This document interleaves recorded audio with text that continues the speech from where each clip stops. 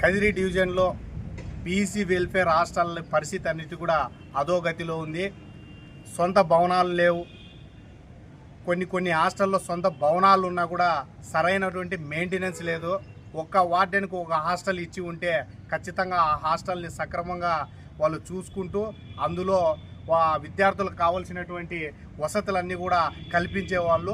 ఈరోజు ఒక్కొక్క వార్డెన్కి 2-3 హాస్టళ్ళు ఇన్ఛార్జీలు ఇవ్వడం వల్ల ఈ హాస్టల్లో ఉన్నటువంటి విద్యార్థులకు సరైన వసతులు కల్పించడంలో పూర్తి స్థాయిలో విఫలమయ్యారు.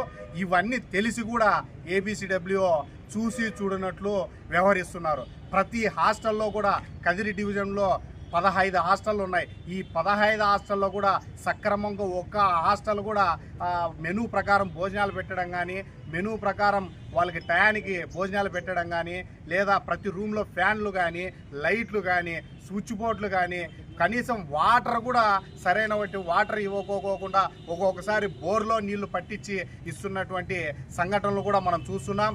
దానికి సంబంధించినటువంటి విద్యార్థులు చెప్పినటువంటి వీడియోలను కూడా సోషల్ మీడియాలో పెట్టడం జరిగింది.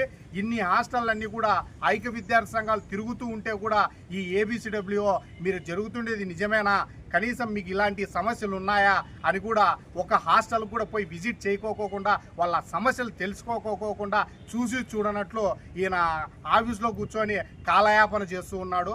బీసీ వెల్ఫేర్ హాస్టల్ ఉన్నటువంటి హాస్టల్లోనే మన బీసీ వెల్ఫేర్ ఆఫీస్ కూడా ఉంది.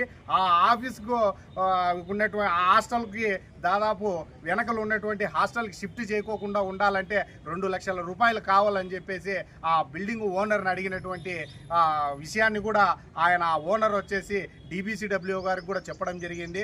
ఇలా కదిరి ప్రాంతంలో ఏబిసిడబ్ల్యూఓ ఈ ఒక సిండికేట్ని ఏర్పాటు చేసుకొని వార్డెన్లందరినీ కూడా తన గ్రిప్పులోకి తీసుకొని తనకు అనుకూలంగా ఉన్నటువంటి వార్డెన్లకు 2-3 హాస్టల్ ఇన్ఛార్జీలు ఇచ్చి ఆ హాస్టల్లో ఉన్నటువంటి విద్యార్థులకు సక్రమంగా మెనూ ప్రకారం భోజనాలు పెట్టుకోకుండా, సరైన వసతులు కల్పించుకోకుండా లక్షలాది రూపాయలు దోచుకుంటూ విద్యార్థుల పట్ల కనీసం జాలి దయ చూపించుకోకుండా దోచుకుంటున్నా కూడా ఈ ఏబిసిడబ్ల్యూ చూసి చూడనట్లు వ్యవహరిస్తూ ఆ వార్డెన్లన్నిటిని చెప్పు చేతుల్లో పెట్టుకొని ఆ వార్డెన్లతో వసూలు కార్యక్రమం చేపట్టి వసూలు చేసుకొని డబ్బులన్నీ కూడా వసూలు చేసుకుంటూ ఈయన దర్జాగా ఆఫీస్లో కూర్చొని ఉంటే కనీసం సంబంధించిన అధికారులు ఏ ఒక్కరు కూడా ఇలాంటి పరిస్థితి నిజంగానే జరుగుతుంది. వారం రోజుల పాటు ఐక్య విద్యార్థి సంఘాలు అనేటి సోషల్ మీడియాలో, ఫేస్బుక్లో అన్ని చోట్ల కూడా దీనికి సంబంధించినటువంటి వీడియోలు పెడుతున్నారే అని జిల్లా అధికారులు కావచ్చు, సంబంధించిన అధికారులు కావచ్చు, ఏ ఒక్కరు కూడా ఈ రోజు వరకు వారం రోజుల నుంచి జరుగుతున్నా కూడా పట్టించుకోకుండా ఉన్నారంటే